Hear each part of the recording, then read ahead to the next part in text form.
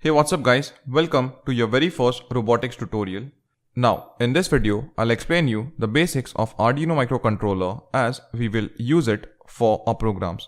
So, Arduino is an open source hardware board which is used by electronic hobbyists, artists, designers and even electronic newbies for building projects related to electronics. Since it is an open source hardware board, the design files of Arduino are made publicly available online by its developers.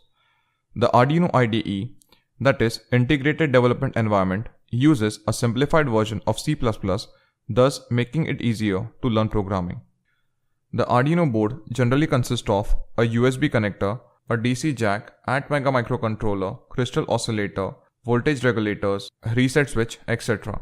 And it can interact with components like buttons, LEDs, speakers, GPS units, cameras, internet, and even your smartphones. The Arduino board that you're seeing right now is the Arduino Uno, and it is one of the easiest Arduinos to get started with.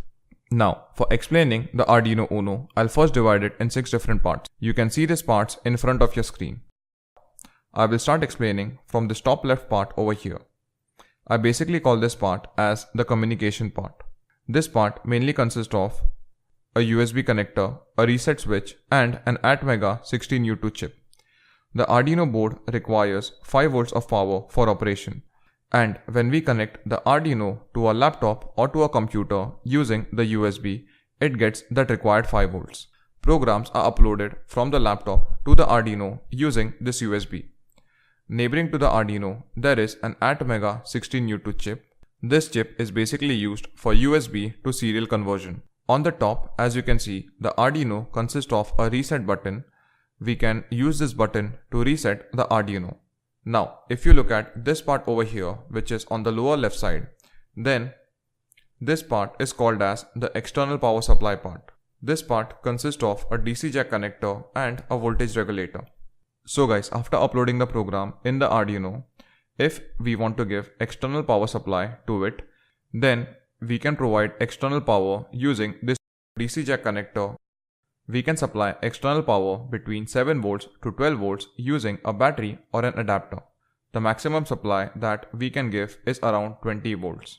The Arduino also consists of a voltage regulator which converts higher voltages to 5 volts. So even if you supply an external voltage of more than 5 volts to the Arduino, the voltage regulator is the one that reduces the voltage to 5 volts, thus protecting your Arduino from higher voltage damages. Next, let's talk about the Arduino microcontroller board. The Arduino Uno consists of an ATmega 328 microcontroller. The ATmega 328 is a 28-pin microcontroller, out of which 20 pins are data pins. Out of these 20 data pins, 14 pins are digital data pins and 6 pins are analog data pins. We can use the data pins either as input or as output.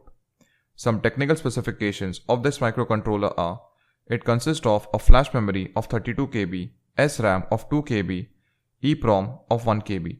The Arduino board also consists of a 16 MHz crystal oscillator. And as I told you earlier, the Arduino board consists of 14 digital pins which are labeled from 0 to 13. If we look at pin number 0 and 1, then over here RX and TX is written, which stands for transmitter and receiver. So we can basically use pin number 0 and 1 for serial communication, that is for communication between a Bluetooth, GSM or even your computer. Now, if you look over here, the Arduino consists of a transmit and receive LED. These LEDs will blink when we upload the program from the computer or whenever a data is transmitted to the Arduino. The LED above the transmit LED, which is labeled as L, is internally connected to pin number 13 of the Arduino. So we can control this LED by writing a data on pin number 13. An Arduino consists of 6 analog pins which are labeled from A0 to A5, and we can use these pins for connecting analog sensors or analog devices. The analog values that we can plot using the analog pins is in the range of 0 to 1023. Neighboring to the analog pins, we have the power pins. Now, using the power pins, we can supply power to the sensors and other electronic components that run at 3.3 volts and 5 volts. So as you can see, there is one 3.3 volt pin and one 5 volt pin for supply.